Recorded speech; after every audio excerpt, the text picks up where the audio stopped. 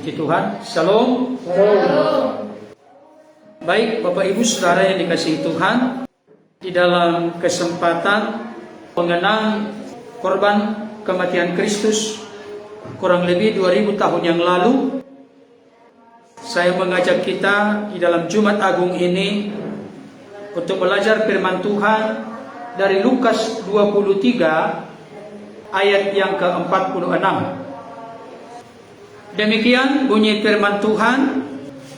Lalu Yesus berseru dengan suara nyaring, "Ya Bapa, ke dalam tanganmu kuserahkan nyawaku." Dan sesudah berkata demikian, ia menyerahkan nyawanya.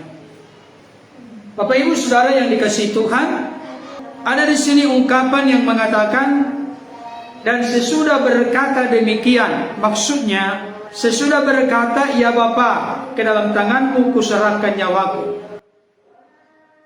Yesus pun menyerahkan nyawanya.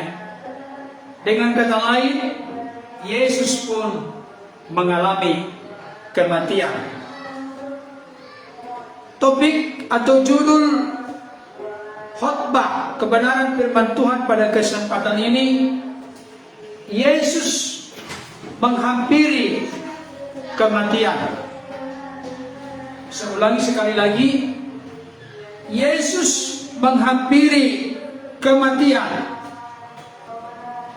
Kematian merupakan sesuatu yang ditakuti oleh semua orang.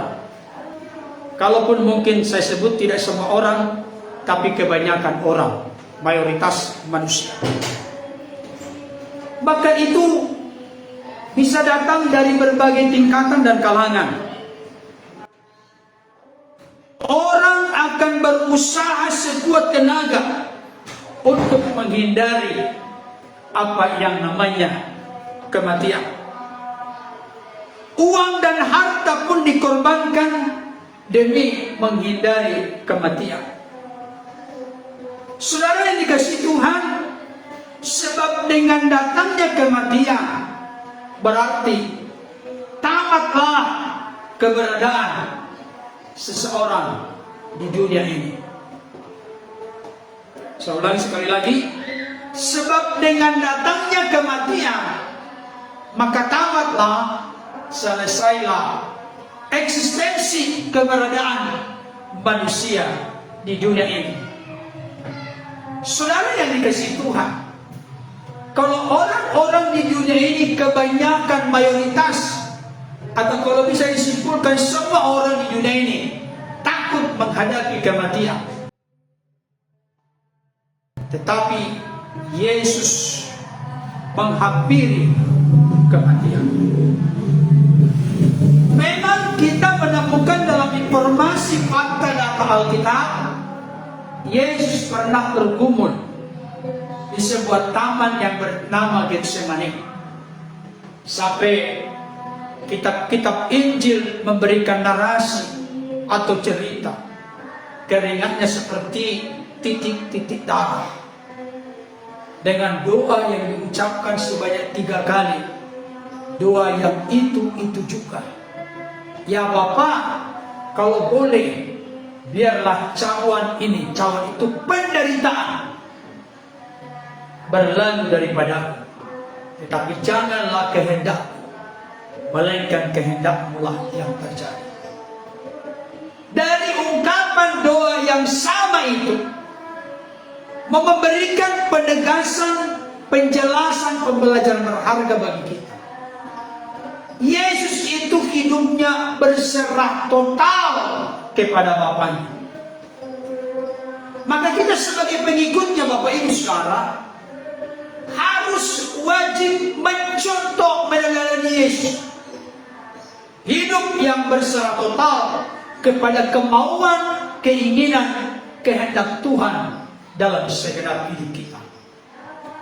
Saya berulang-ulang menyampaikan dalam berbagai kesempatan, moto orang Kristen yang benar, dewasa, bertanggung jawab dan bertumbuh adalah, bukan aku mau melakukan apa yang aku suka aku lakukan, tapi melakukan apa yang Tuhan suka, inginkan, kehendaki untuk kita lakukan dalam hidup kita. Kenapa sampai ada ungkapan kepada Yesus ketika dibaptis di Sungai Yordan? Inilah anakku yang kukasihi, kepadanya lah aku berkenan. Saya yakin Bapak Ibu Saudara kita semua berlomba-lomba punya harapan kerinduan. Bapa di surga juga berkata yang sama kepada kita. Inilah anak-anakku yang kukasihi, yang mana anakku, putraku yang tunggal telah rela berkorban baginya. Kepadanya lah aku berkenan. Kenapa sampai ungkapan itu diungkapkan oleh Bapa? Padahal Yesus masih mau memulai pelayanannya, kan baru dibaptis. Baptisan bagi Yesus itu bukan baptisan pertobatan. Baptisan bagi Yesus sebenarnya itu memberikan satu gambaran kepada kita. Dia disamakan dengan manusia yang berdosa. Bukan berarti dia berdosa. Dia rela, dia siap untuk memikul dosa manusia. Dia rela, dia siap untuk memikul cawan penderitaan yang sedemikian rupa. Saudaraku yang dikasihi Tuhan, jikalau manusia di dunia ini berupaya untuk mengatasi kematian dengan berbagai macam cara, upaya, usaha, uang, dan lain sebagainya untuk menghindari kematian, tapi pada akhirnya semuanya juga akan mengalami kematian. Tapi Yesus, di puncak karya Yesus menghampiri kematian.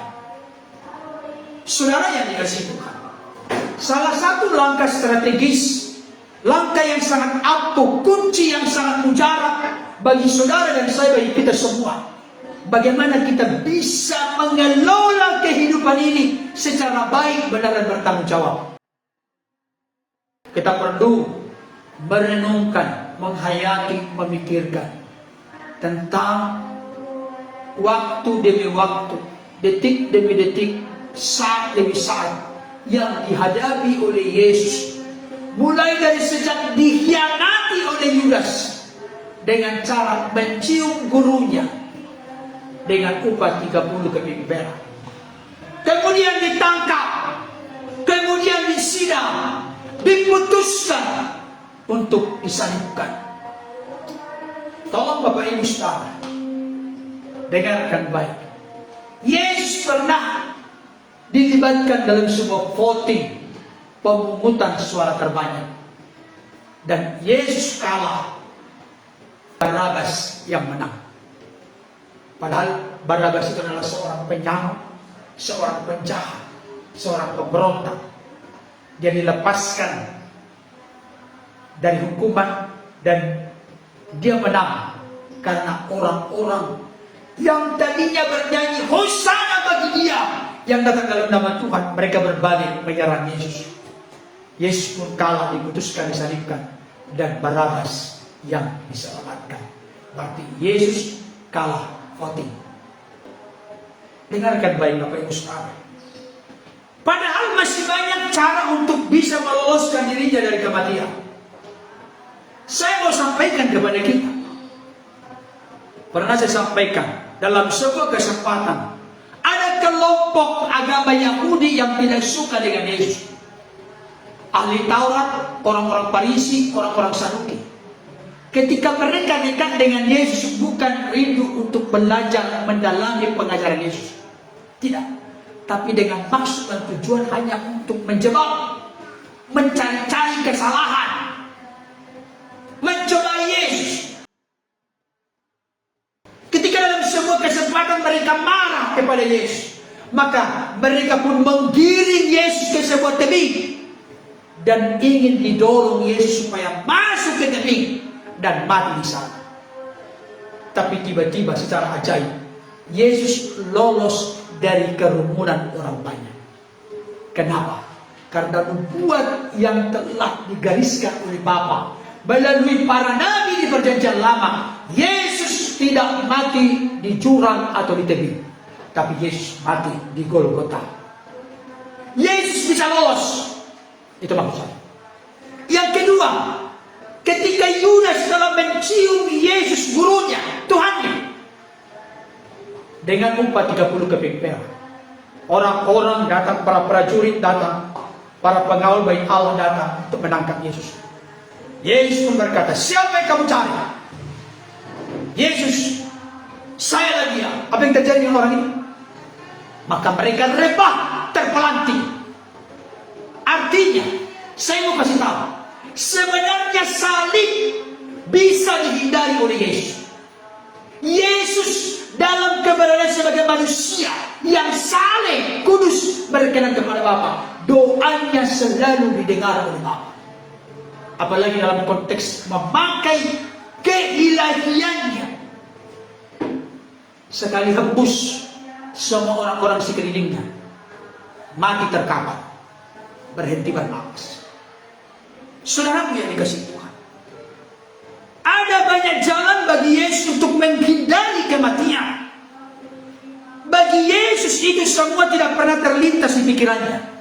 Sekalipun dia punya kuasa, punya power, punya kehebatan untuk lolos dari tiang salib, tapi tidak pernah terlintas di pikiran Yesus untuk menghindar dari salib. Saudaraku yang dikasihi Tuhan, sekarang ini ada banyak manusia di dunia ini sebenarnya berupaya untuk menghindar dari sesuatu, tapi acap kali atau seringkali oleh karena lemah tidak berdaya untuk menghindar dari sesuatu itu. Sebagai contoh, barangkali kita berkata Yesus itu kan Tuhan Juru Selamat kita. Di perjanjian lama, siapa yang punya kuasa untuk membalas dendam, tapi dia tidak membalas dendam? Siapa? Yusuf. Yusuf itu Perdana Menteri. Yusuf itu penguasa di Mesir. Dan abang-abangnya melukai, menyakiti, menyiksa Yusuf, bahkan dijual sebagai budak. Ada waktu dan kesempatan peluang besar bagi Yusuf untuk membalas setiap kejahatan yang dibuat oleh abang-abangnya kepadanya. Tapi Yusuf tidak melakukannya. Justru Yusuf berkata, tenanglah saudara, aku akan menjaga engkau, aku akan mencukupkan segala makanan. Kamu telah mereka-rekakan yang jahat kepadaku, tapi reka-rekaanmu yang jahat telah diubah oleh Tuhan untuk menjadi reka-rekaan baik dengan maksud untuk menyelamatkan kehidupan suatu bangsa yang besar. Saudara yang dikasihi Tuhan, buat Yesus tidak pernah terlintas untuk menghindari salib. Sekalipun Yesus mampu untuk menghindar dari salib, punya power, punya kuasa untuk menghindar dari salib. Kelihatannya memang pahit, pedih, dan perih. Secara manusia berat bagi Yesus untuk menyerahkan nyawanya. Secara manusia, itulah pergumulan doanya. Puncak pergumulan doanya di Taman Getsemani. Secara manusia, secara fisik, roh, jiwa, tubuh Yesus adalah manusia. Sebenarnya, saudara, Yesus begitu berat untuk menyerahkan nyawanya. Apalagi kalau dibandingkan nanti bagaimana dengan perasaan ibunya Maria. Bagaimana dengan keluarga-keluarga dekat dari Yesus. Coba bayangkan, betapa sedih, betapa berdukanya Ibu Maria, saudara-saudara dekatnya, betapa sedih dan berdukanya yang telah diajari 3,5 tahun. Siapa? Murid-muridnya.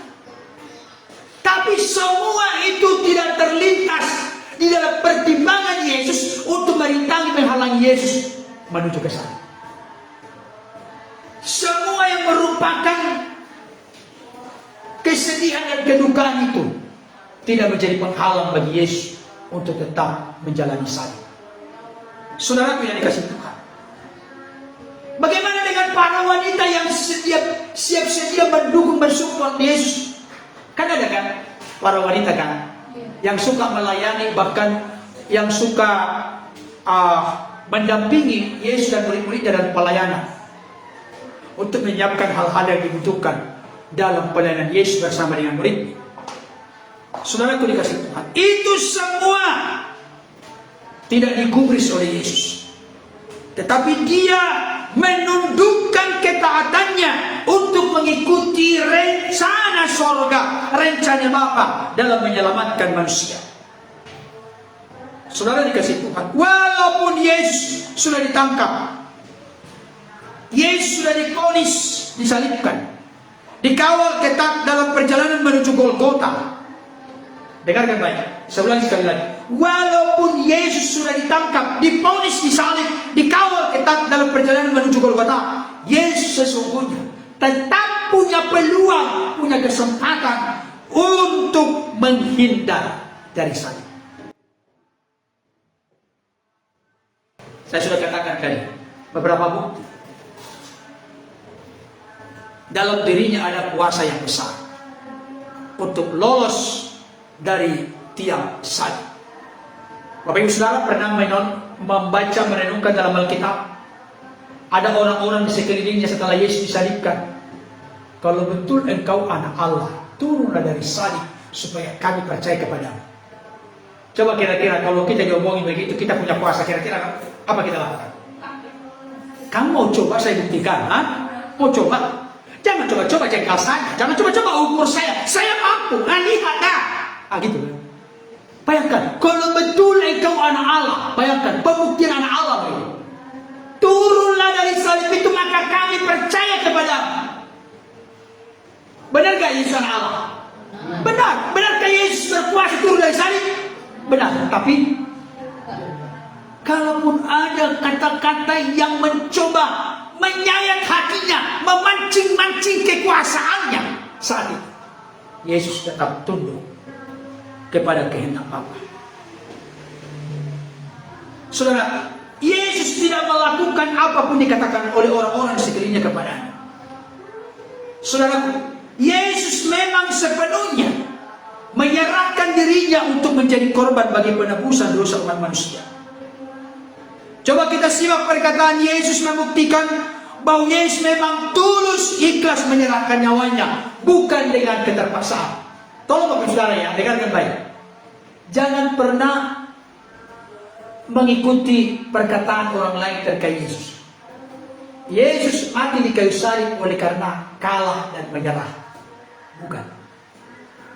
Bukannya. Saya tunjukkan ayat yang untuk kita. Mari kita coba buka. Yohanes 10 ayat 17. Tolong dibatasi bacaan kita pertama. Yohanes 10 ayat 17.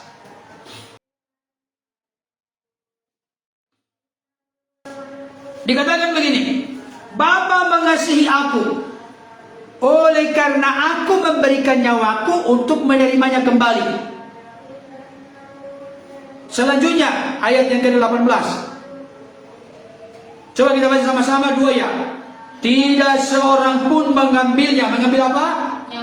Mengambil nyawa daripadaku, melainkan aku memberikannya menurut kehendakku sendiri. Terus, aku berkuasa memberikannya dan berkuasa mengambilnya kembali. Inilah tugas yang kuterima dari Bapa. Nah, apa maksudnya?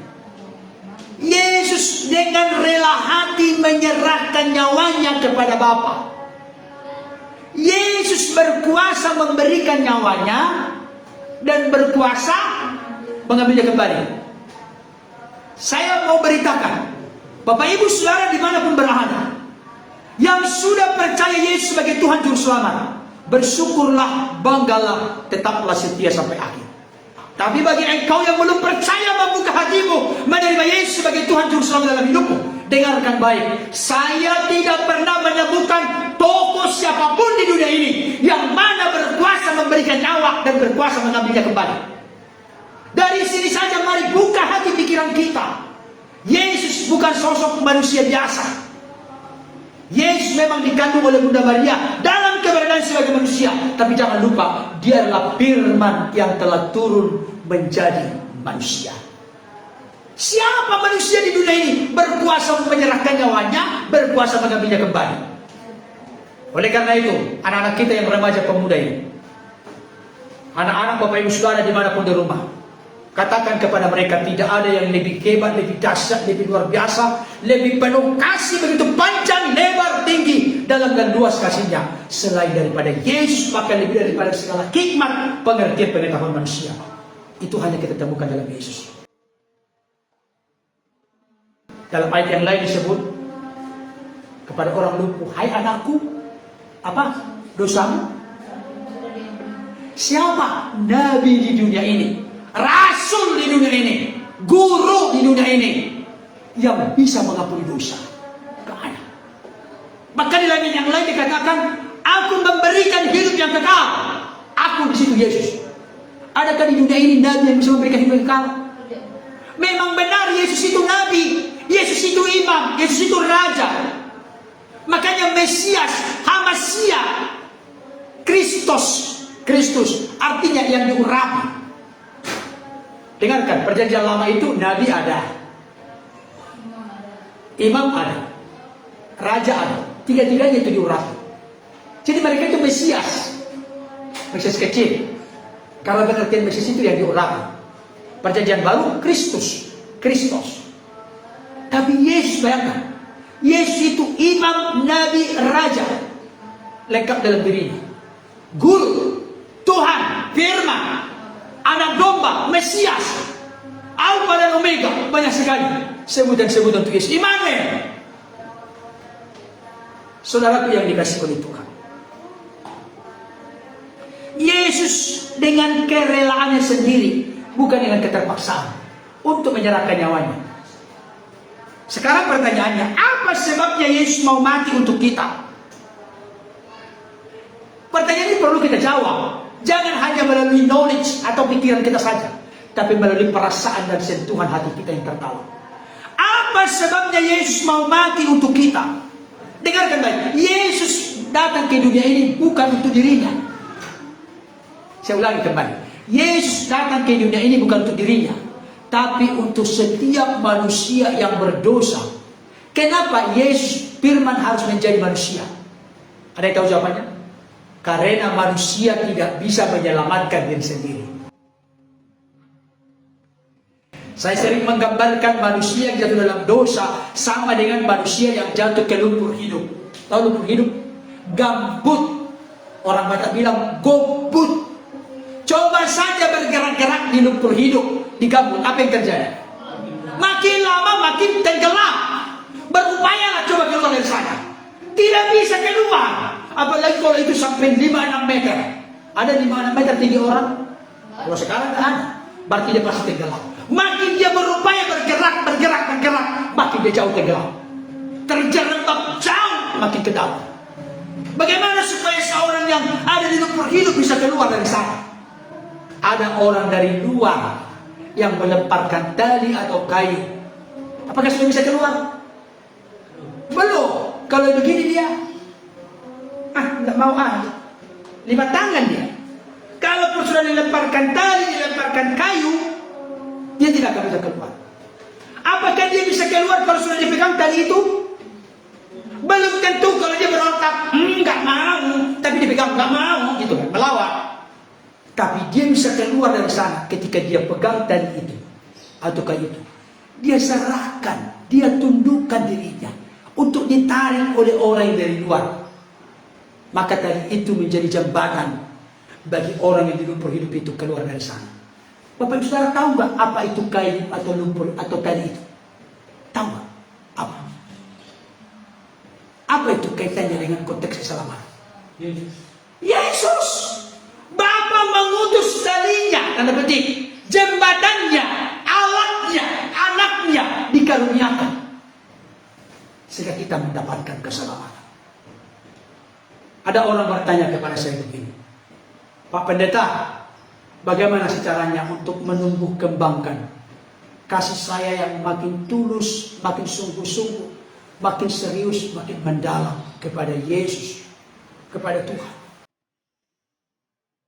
Tolong dong Pak Pendeta kasih resep. Jawabannya sederhana, Bapak Ibu Saudara. Apa itu? Mari renungkanlah, hayatilah pegang teguhlah, rasakanlah betapa besarnya kasih Allah dalam hidup kita. Orang yang tidak bisa merenungkan, meresapi, menghayati, mengecap kasih Allah yang besar dalam hidupnya, orang itu akan cuek dengan Tuhan. Tapi ketika kita menyadari, oh Tuhan, seharusnya dimurkai oleh Tuhan, ditempatkan di neraka yang kekal, dimusuh oleh Tuhan, tapi oleh karena kasih, aku ditebus, aku diselamatkan. Saudara yang kasih Tuhan, apa sebabnya Yesus mau mati untuk kita? Inilah yang tidak bisa atau sukar dimengerti oleh manusia. Banyak orang bingung apakah tidak ada cara lain untuk menyelamatkan manusia yang sangat dikasihinya. Apakah tidak ada cara lain? Agama-agama di dunia ini bertanya, masa harus mati? Kejam banget Tuhan itu. Pernahkah bertanya demikian? Apakah Tuhan Bapa di surga tidak berkuasa? Hei, seluruh manusia yang tidak jatuh dalam dosa, pulih kembali. Bisa nggak? Bisa nggak? Karena kan tidak ada yang mustahil kan? Saya mau kasih tahu, dengarkan baik Bapak Saudara. Konteks dosa itu masalah serius di mata Tuhan.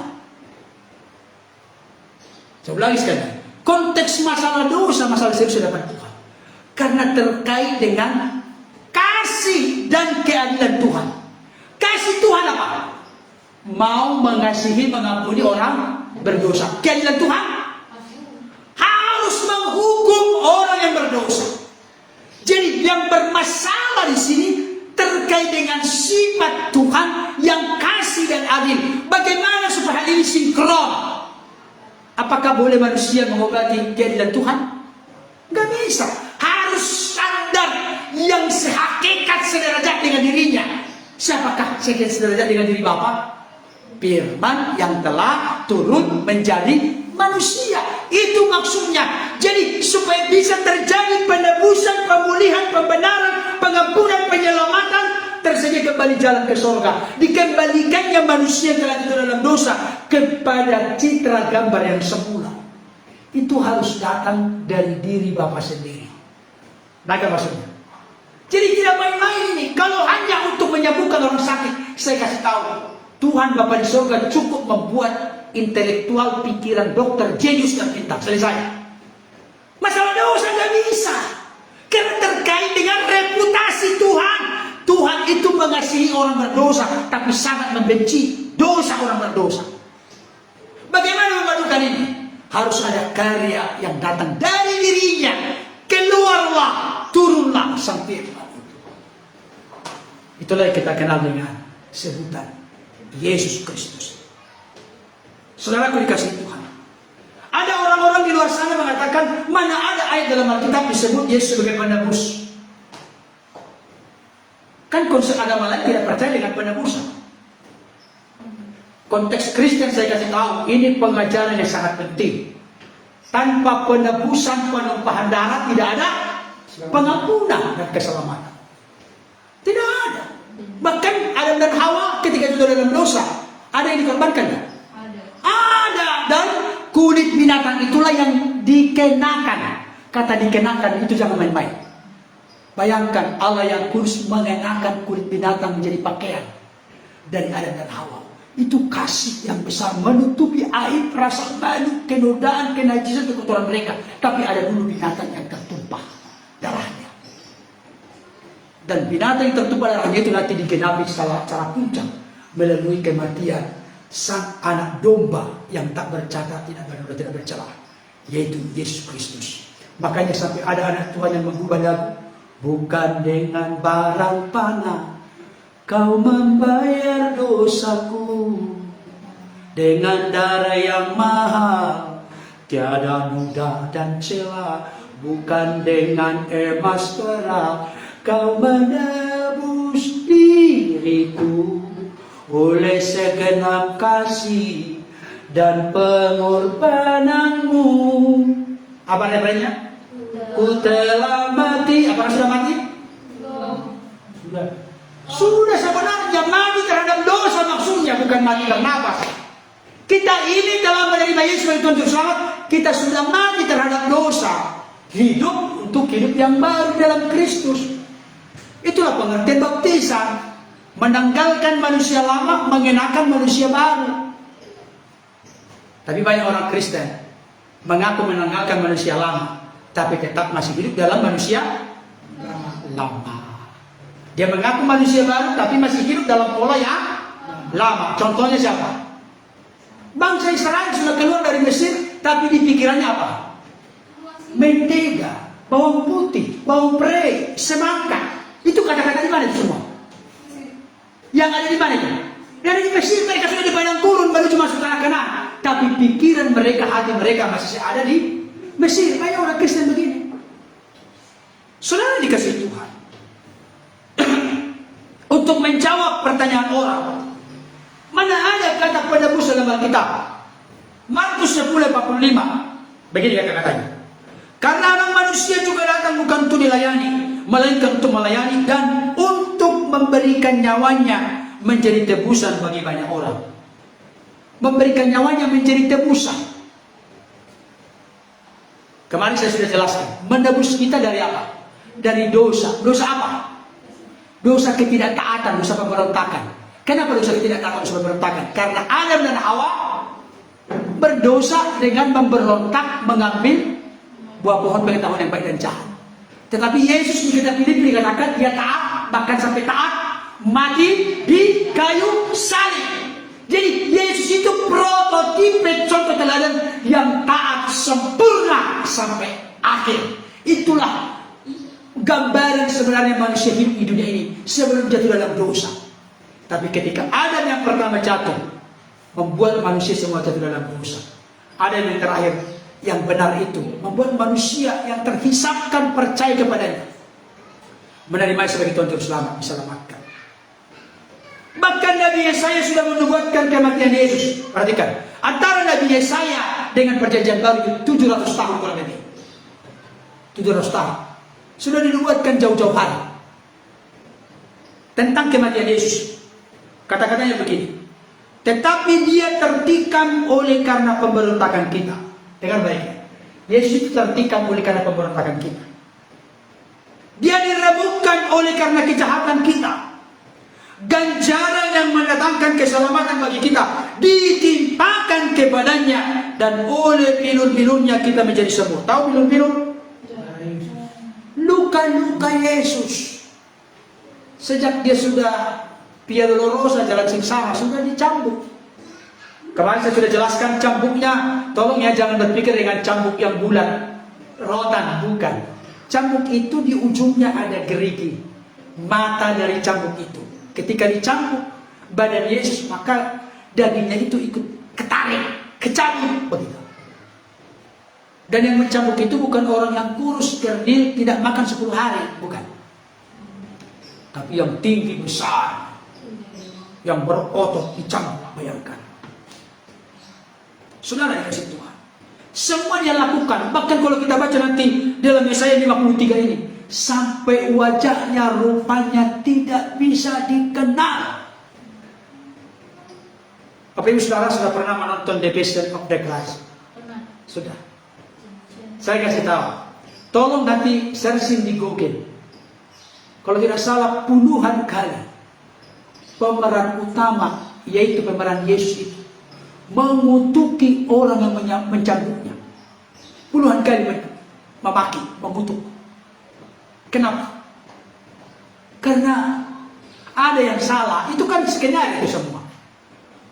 Ada yang salah. Jadi ketika salah itu sakitnya luar biasa, dimaki-maki orang itu.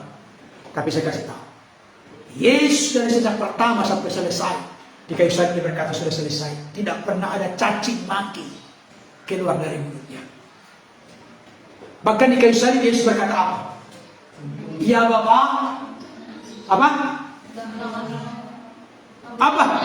Ya Bapa, ampunilah mereka, sebab mereka tidak tahu apa yang mereka perbuat. Kenapa sampai Yesus rela melakukan semua ini?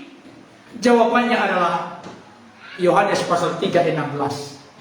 Karena begitu besar kasih Allah akan dunia ini, sehingga ia telah mengaruniakan anaknya yang tunggal, supaya barang siapa yang percaya kepadanya tidak binasa, melainkan beroleh hidup yang kekal. Nah, ketika kita sudah mengerti, merasakan, menghayati, menikmati karya pengorbanan Yesus yang begitu luar biasa, demi penebusan, demi keselamatan, demi pembenaran, demi pendamaian kita, demi menghindarkan kita dari murka Allah yang akan datang. Pertanyaan saya, dengan apakah kita membalas segala kebaikan dan kasih Tuhan? Dengan apa? Saya mau kasih tahu, harta dan kekayaan kita tidak bisa membayar hutang nyawa kita. Tidak bisa. Saya ulangi sekali lagi, harta dan kekayaan kita tidak bisa membayar hutang nyawa kita. Bahkan kalau sebenarnya kita justru berkata, Tuhan itu butuh uang kita. Pekerjaannya yang butuh. Tuhan tidak. Karena apa? Karena Tuhanlah yang mempunyai langit, bumi, laut beserta segala isinya. Dia yang memiliki kekayaan seluruh sorga maupun bumi. Bahkan sekalipun kita menyerahkan nyawa kita, belum bisa melunasi hutang dosa kita. Kita serahkan nyawa kita, bisa nggak melunasi hutang dosa kita? Tidak bisa. Dengarkan baik, Bapak Saudara, kalau orang lain di luar sana bertanya, kok harus percaya kepada Yesus? Dengarkan baik. Karena Yesuslah satu-satunya pribadi yang tidak berdosa. Pribadi yang berdosa tidak mungkin menyelamatkan orang yang orang buta, tidak bisa menuntut orang buta, dua-duanya masuk jurang, masuk selokan. Yang bisa menyelamatkan orang berdosa adalah pribadi yang tidak berdosa. Dan Yesus adalah pribadi yang tidak bercacat, tidak bernoda, tidak berdosa, tidak bersalah, tidak bercela. Ketika saudara dan saya percaya kepadanya, maka pasti kita mengalami pengampunan dan penebusan dosa. Saudara dikasih Tuhan, saya ulangi sekali lagi kata-kata ini, bahkan sekalipun kita menyerahkan nyawa kita, belum bisa melunasi hutang dosa kita. Itulah sebabnya kita harus berusaha sekuat tenaga dengan kekuatan Roh Kudus untuk belajar terus mengasihinya, menaatinya, dan meneladani pengorbanannya. Saya kasih tahu, orang-orang Kristen yang telah mengalami pengorbanan Kristus bukan mengorbankan orang lain demi keuntungannya, tapi rela berkorban demi kebaikan orang lain. Apakah mana yang benar?